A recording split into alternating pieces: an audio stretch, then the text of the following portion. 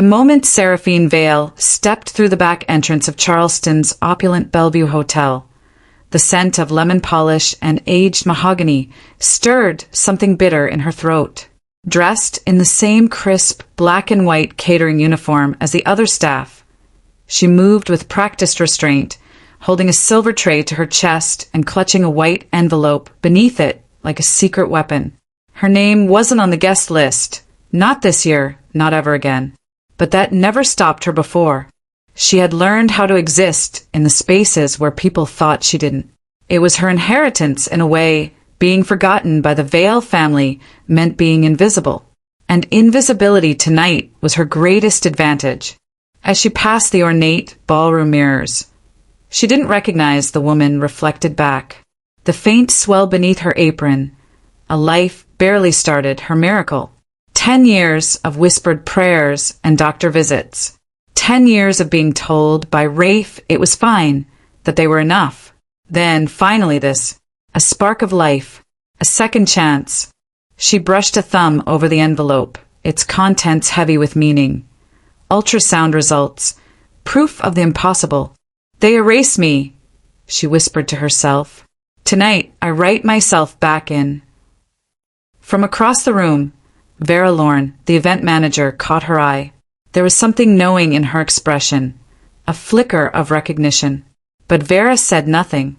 Just turned back to her clipboard, lips pressed in a half-smirk.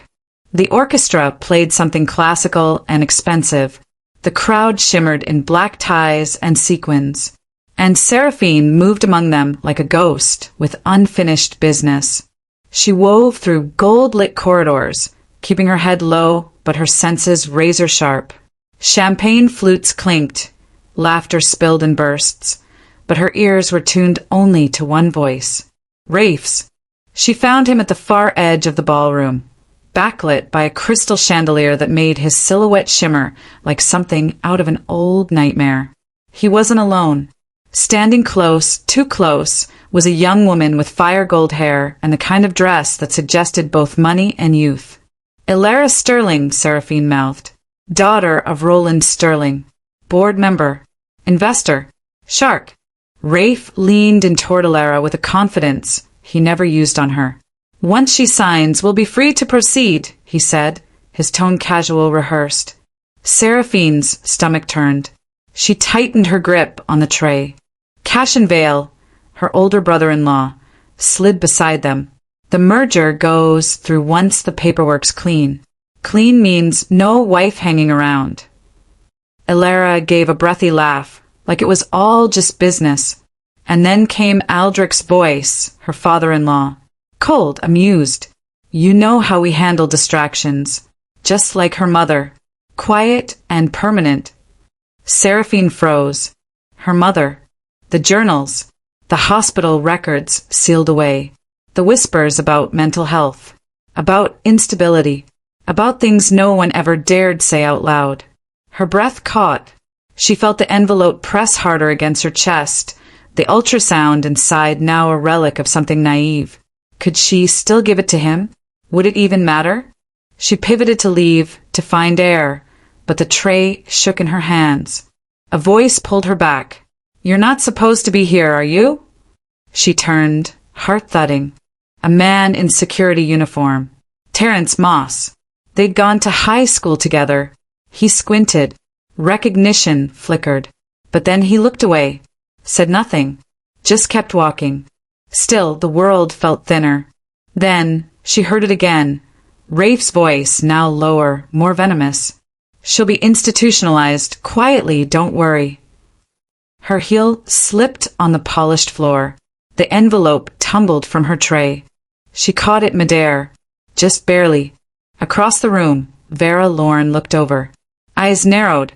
Lips parted like she might say something, but again silence. Inside her mind, something cracked open. They won't just leave me, she thought. They plan to erase me. The crowd swirled. The music played on. But Seraphine's world narrowed to soundless static. She couldn't cry. Couldn't scream. Not here. Not yet. Then, in a pocket of quiet, something caught her eye. A handbag. Red leather. Elara's. Half-sipped, just enough for a photo to peek out. Seraphine stepped closer, pretended to tidy a nearby napkin. Her eyes flicked down. A photograph. Faded, torn at the edges.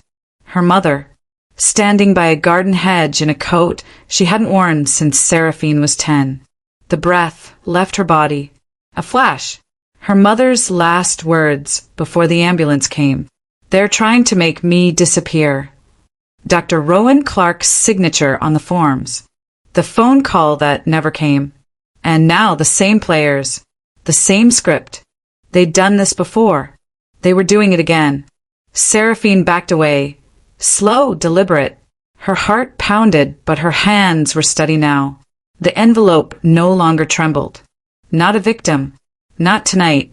She stood near the ballroom doors, eyes on Rafe, Elara, Cash, and Aldrich, watching them scheme, laugh, plot. I took a breath. Then I walked toward them. Have you ever found out something that changed everything, just by being somewhere you weren't supposed to be? Morning light crept through the blinds of a low-rent motel room on the edge of Charleston.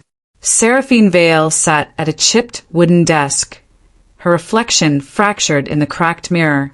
The catering uniform was gone, replaced with jeans and a faded gray hoodie. Her hair, once sleek, was now pulled into a loose bun, colored 2 shades darker than the night before. She didn't cry. She didn't flinch.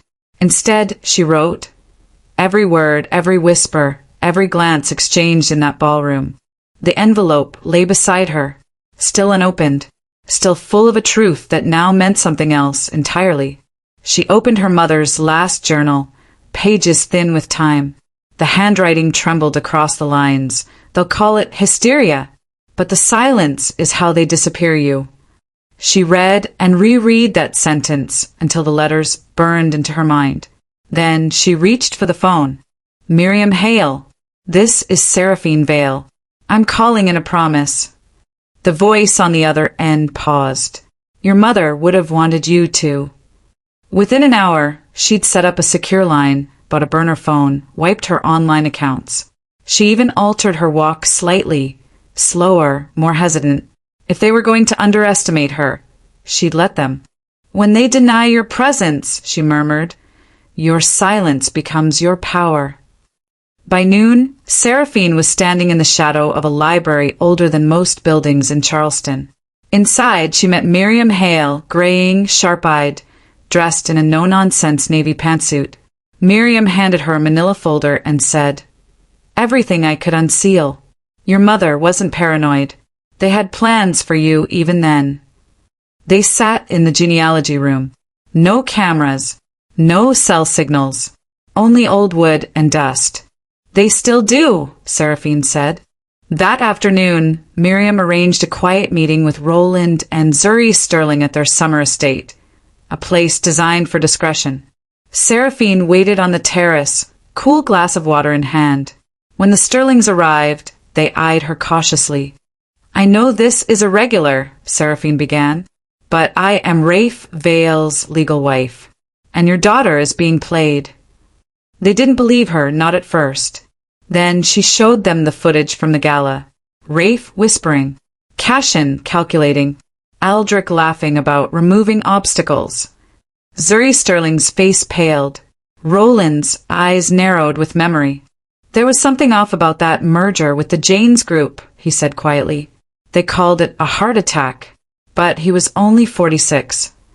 And my mother was unstable, Seraphine added, sliding a hospital file across the table. Institutionalized with forged paperwork. Zuri touched the photograph Seraphine brought. Her voice cracked. I remember her. At the holiday gala. She wore emerald. Looked frightened. Roland poured himself a drink, hand shaking. What are you proposing? A truce, Seraphine said. You protect Elara. I dismantle the Valles. From within. By evening they had an agreement. Silent. Binding. Later, back at the library, Miriam handed Seraphine another document. Your mother's file. Sealed under false mental health codes. But look at the attending physician. Seraphine's blood chilled. Dr. Rowan Clark. Same doctor now affiliated with Vail Corp's Wellness Initiative. Meanwhile, across the city, Rafe stared at his tablet screen. Her credit card had been used twice. Small transactions, but strange locations. A gas station in North Charleston. A bookstore near the port. She's hiding, he muttered. Cashin stood behind him. She's too smart to be sloppy. Then we find someone who isn't smart, Rafe replied. Lorik Vale was dispatched. He followed one of Seraphine's cars, an old sedan now driven by a decoy, but the license was registered to her. At the same time, Seraphine slipped into a restricted reading room under a false name. She copied old merger documents, encoded the files, and sent them via anonymous drop to Celeste Rourke, a journalist known for her obsession with off-book corporate corruption. They'll try to erase the trail, Miriam warned over encrypted chat. So we make more trails than they can burn. Back at Vail Corp HQ, a young IT tech, Elias Ford, was detained by security. His crime: unauthorized database duplication. They searched his desk, found a copy of Seraphine's ultrasound, but he said nothing, just smiled. Ghosts don't leave fingerprints. That night, Vera Lorne called. I recognized you, she whispered. At the gala. I knew. I didn't say anything because they scare me. What do you want, Vera? To help, she said. I have copies of files, internal directives, psychological evaluations, most fake, all signed by Dr. Clark. In another room, Elara sat in front of her father's locked study. She had seen the name Seraphine Vale on a hospital form. She confronted Zuri, who deflected. She pressed Roland, who evaded. You knew, she whispered. You knew who she was. Across town, Rafe slammed a whiskey glass against the marble counter. She's alive, and she's watching us. Seraphine watched the city lights flicker from her temporary apartment. The envelope sat on the table unopened, but now it meant something else. She was no longer a wife seeking forgiveness. She was the reckoning they never saw coming. I wasn't ready to confront them, but I made sure they'd feel me closing in. Have you ever fought back silently from the shadows when no one believed in your strength? Tell us how you took your power back.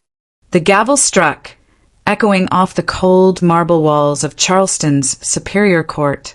Seraphine stood at the plaintiff's table beside Miriam Hale, her eyes locked ahead, hands calm, but clenched beneath the tablecloth. Rafe sat across the room, flanked by Cashin and a new legal team, dressed in grey arrogance. Your Honor, Rafe's attorney began, Mrs. Vale has displayed erratic behavior consistent with hereditary instability. Her mother was... She was institutionalized by this family, Seraphine interrupted, voice steady. But not for illness, for disobedience. A hush fell. The judge raised an eyebrow. Miriam stepped forward. We submit Exhibit A, sealed psychiatric records falsified under Dr. Rowan Clark's authority, now unsealed, cross-referenced with internal Vale memos indicating targeted suppression. Rafe's smile faltered. He leaned into the microphone. She's pregnant. It's stress. She's confused. Seraphine held up the ultrasound envelope. This is proof of life, of future, and here's proof of conspiracy. She tapped play on the audio file. Rafe's voice from the gala spilled into the courtroom. Once she signs, we'll be free to proceed. Cashin chiming in. Aldrich's chuckle. The judge leaned back. A psychiatric evaluation will be conducted by a court-appointed, independent professional. At that moment, Elias Northwood stood from the back row. If the court pleases, I was her attending physician before this began. Seraphine Vale is of sound mind. Her concern is not delusion. It's self-preservation. Silence again. Then the judge nodded. Proceed. Meanwhile, across the city, Vale Corporation's boardroom, filled with murmurs and narrowed eyes. Celeste Rourke's exposé had just aired. Hidden camera footage. Financial inconsistencies. a pattern of coercion stitched into corporate expansion. Seraphine entered the room, no longer in shadows. "I still have board access," she said, "and I have something to show you." She played a video, her mother's final recorded session, lucid, clear, aware. "They think if they silence me, no one will believe the truth." Gasps. Octavia Vale stood. "This is manipulated." Celeste Rourke, appearing on screen, countered. "We verified it through 3 forensic sources. It's real." Investors backed away. Stock values trembled. Cashin whispered into his phone, face ashen. Lorik stared at his tablet. "We're crashing." Octavia slid off her ring. "I resign, effective immediately." Aldrich fumbled to speak. "This is personal vendetta." "No," Seraphine said calmly. "It's accountability." Rafe, sensing the collapse, ran. At the bus terminal, he boarded with a duffel and a one-way ticket to Atlanta.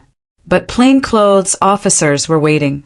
As he stepped onto the platform, cuffs clicked around his wrists. The footage went viral.